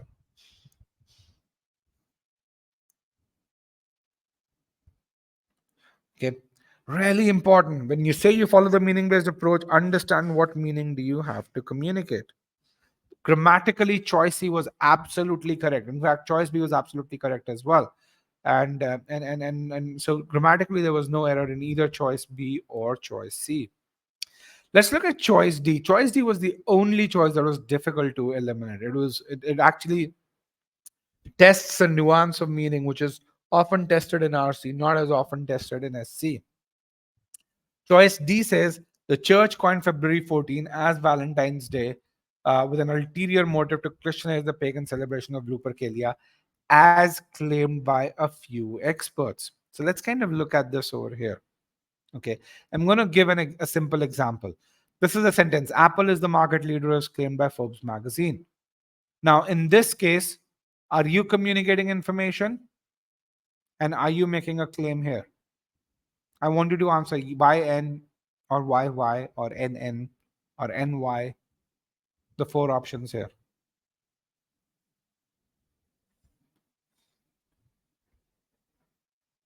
Are you communicating information? Are you making a claim?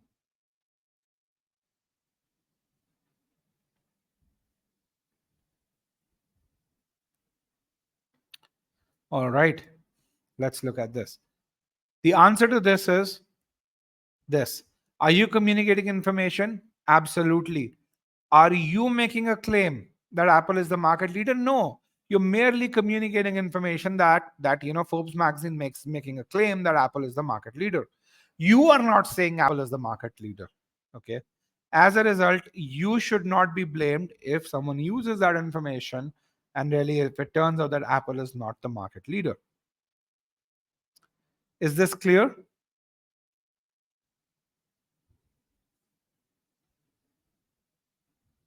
Really important. It's tested left and right in RC, by the way. Okay. Very, very important.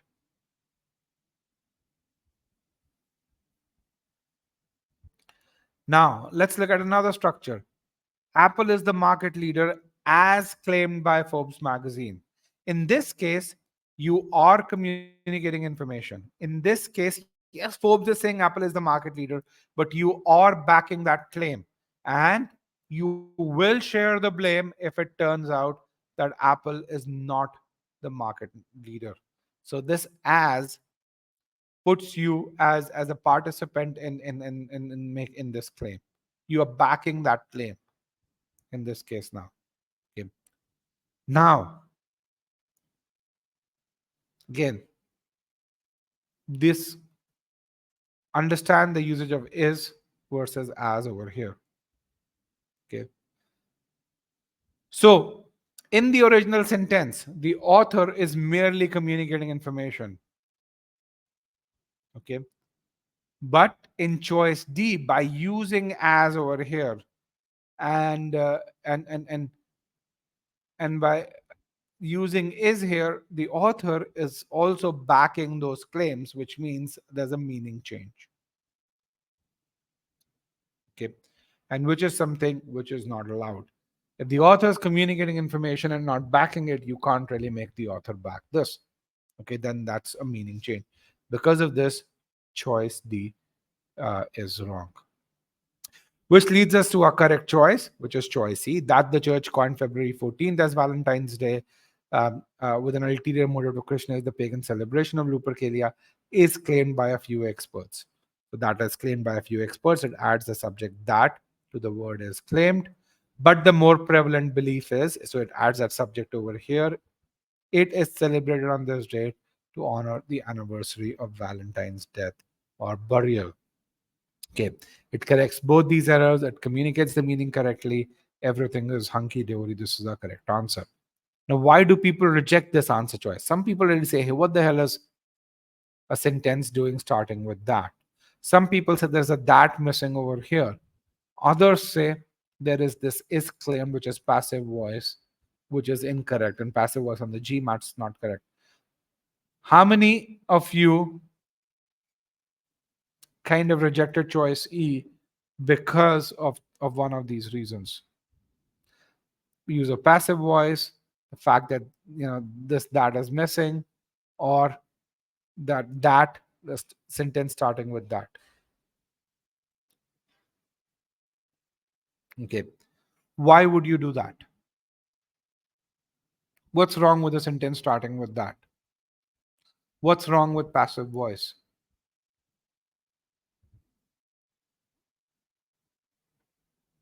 Why do you always need a connector with regards to meaning? Yes, you haven't seen much of them, but what's wrong with it? Unless and until you can definitely say what is wrong with something, you cannot reject it. Passive voice is perfectly okay on the GMAT. A lot of people think being is wrong on the GMAT. No, it isn't. Okay. Why does as change the meaning of it? Let me just go back over here, give you a few examples.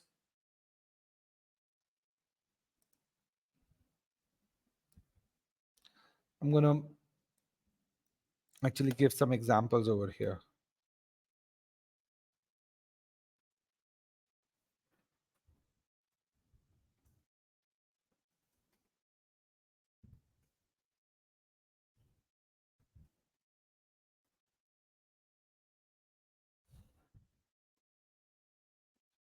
When you see this, okay, are you not backing those test results?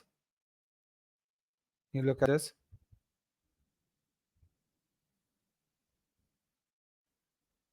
When you see the usage of as, right? So when you say as, you're really kind of backing that claim. Okay. Now, actually, let's go back to this over here. Let me go and one of the things you've got to understand is that the same note. Let's look at this over here. And I'm going to remove this. They is playing. Is this sentence correct? They is playing. No. Which of these is the correct sentence? They are playing or he is playing?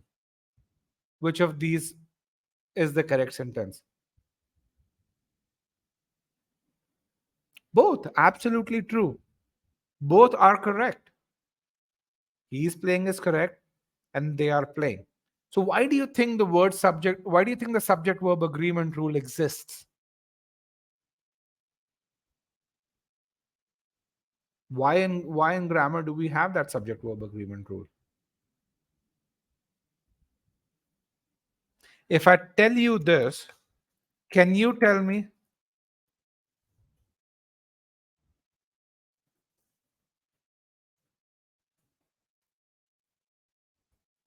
I just gave you days playing. Can you tell me which of these versions is correct? Absolutely not. Either one of them could be correct, right? So, what the subject verb agreement does is it gives you double confirmation. It says the subject's singular and the verb is singular, or the subject's plural and the verb's plural. So, you have double confirmation that, do you have multiple entities or whether you have a singular entity. In other words, what I'm trying to tell you is every grammar rule is designed so that you can express meaning correctly. So grammar is a slave to meaning, not the other way around. So don't read grammar books if you want to ace the GMAT, because it's not designed to evaluate your competence as a grammarian. It's designed to evaluate your competence as an effective communicator. So, and the stuff that we talked about, as no grammar book will teach you that. Okay. Also, could you see the sentence structures that were present just in one single question out there? The one that you just solved. I mean, each of these answer choices presented so many sentence structures, so many fragments that were connected to create a specific sentence. And you can really see how mastery of those sentence structures, or how these sentence structures connect, is helps you understand how do you get to the correct answer in sentence correction. Okay, there were at least 8 or 9 sentence structures there in this case. And to get to that 90th percentile, you need to get about 70% accuracy on such questions or so. And to do that, you've got to start with a very foundation where, for those of you who are e-GMAT, as you've gone through master comprehension, you'd realize how we go from a 2-word sentence to a 30, 35 word sentence in master comprehension, and how we teach you how to read a sentence, how to break it down into constituent parts. And that foundation is really important. Also, that feedback you get during master comprehension is really, really relevant. Anyone over here who's gone through master comprehension course? Did it make you a better reader overall? In general, could you see how a sentence is built? For those of you who've gone through the course, and you'd be able to see that essentially the genesis of what a sentence is. And if you understand the genesis of a sentence, then you can understand the genesis of an argument, the genesis of a paragraph, and that's the foundation of practically all of verbal. Okay, once you have a foundation where it's not just about reading a sentence, it's also about the core grammar concepts. That's when you can learn the meaning based approach. That's when you apply the meaning based approach, and then as you apply it, you get your you kind of make mistakes, and those mistakes, we were able to collate feedback based on those mistakes, and give you that personalized feedback overall. And for those of you who really want to know how do we do this, what are these 500 points of personalized feedback, you guys can look at that. This is there right on our website. You can look at these videos overall. You can get to that 90th percentile if you achieve perfection in all of these areas. Okay, now just in the context of essay, this is just for our SC course, these are the number of feedback points that you get. Okay, and which is why when you get those feedback points, that's where you improve by those 40-50 points more, which is where you get these 700 plus scores overall. Okay,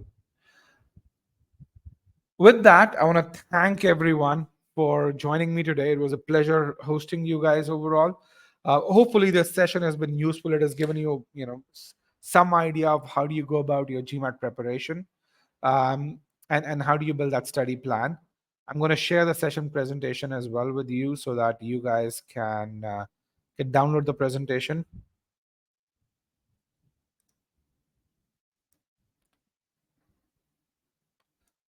Here's the presentation so you guys can download that. We'll be sharing the recording soon.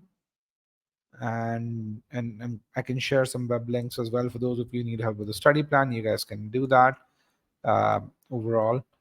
And then for those of you who need to take a Sigma X mock before that, you guys can take that over here.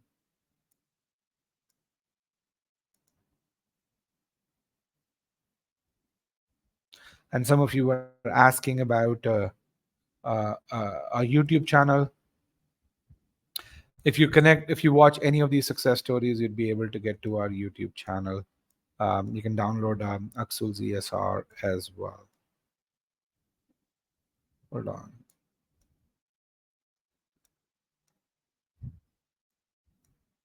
Sorry about that. Questions. If you have questions, please put them in the Q&A pod. I'd be happy to answer those. Thank you. Yeah. So let me hide this. Questions in the Q&A pod. That way, I'll be happy to do that. And then for those of you who are not connected with me on LinkedIn, please connect with me on LinkedIn. I have about 20,000 students who are connected with me on LinkedIn. If you want to connect with any student at a top B school, that'd be a good way for you to do that as well.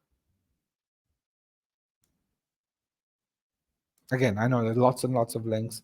I'm going to actually hide a couple. So I'm going to hide this one overall. So we have a bit more real estate. All right. Questions. Let's see.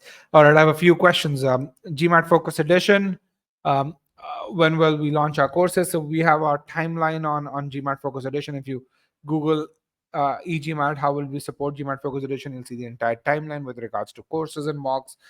In a sense, whatever course you're buying today will be upgraded to GMAT Focus Edition as is possible. In fact, e-GMAT's uniquely positioned to support you on the Focus Edition because we have the world's most comprehensive IR course. In our current IR course, we have close to 140 questions. If you look at the current official guide, there are about 200 questions over there. Our new MSR course, which we launched an alpha of that about 1 month back. Yes, we started working on a data insights course about 2 months ago. That one has about 180 MSR questions. Just for MSR, you have 180 questions overall, and we'll be making this course live for everyone on the 1st of August or so.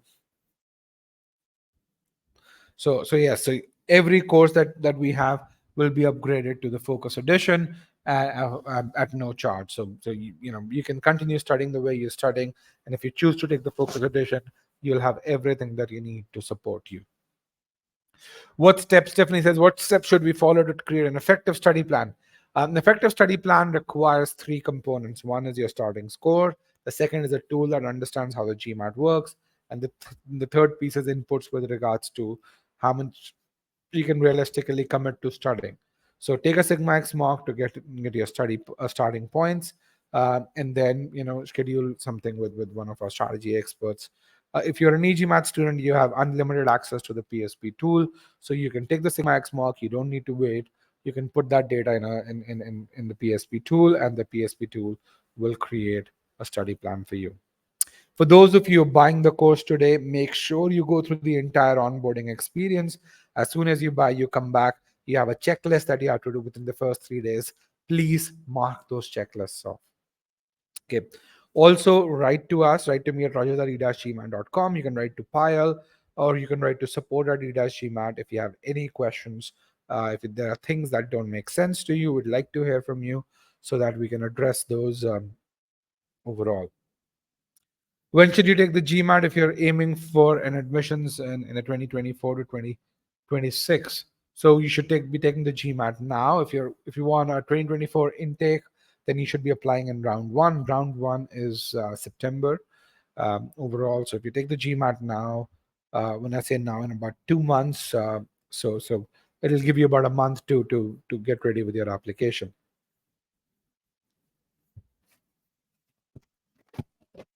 Kareem says, I have a GRE of 325, which is a 690 equivalent. Yes. Do you think a 720 will significantly increase my chances at top schools? That's a great question. This is a question a lot of people ask. I think, Kareem, the answer to this would be, what do you want what role do you want a score, whether a GMAT or a GRE score, to play? If if a GMAT or a GRE score for you is a check mark where it's a bare minimum, then a 325 GRE score is pretty good. You don't need to worry about a GMAT score.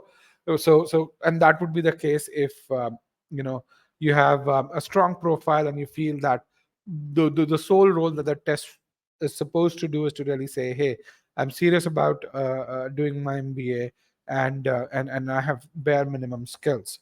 Okay, so then you don't need to worry about the GMAT. A 720 will increase your chances, but then if you have a really strong profile, then that 325 will do enough. If, on the other hand, you want the GMAT to do two things: one is enhance your candidacy, then a 720 will do that. The second is put you in line for scholarships. Then that's where the GMAT has a really unique advantage over the GRE. Okay. So hopefully that answers your question. So it depends from person to person. We had one student who got into Harvard Kennedy School of Business and into Stanford. This guy worked with one of the top three cities in Brazil. He worked with the businesses over there as a part of the local government, and he helped put in policies that increased the economy by about 6%. And he's the kind of person who probably didn't need the GMAT. He said, "I'm still going to take the GMAT," and he got a full ride overall. But I mean, he's that kind of a profile who wouldn't need the GMAT overall to begin with.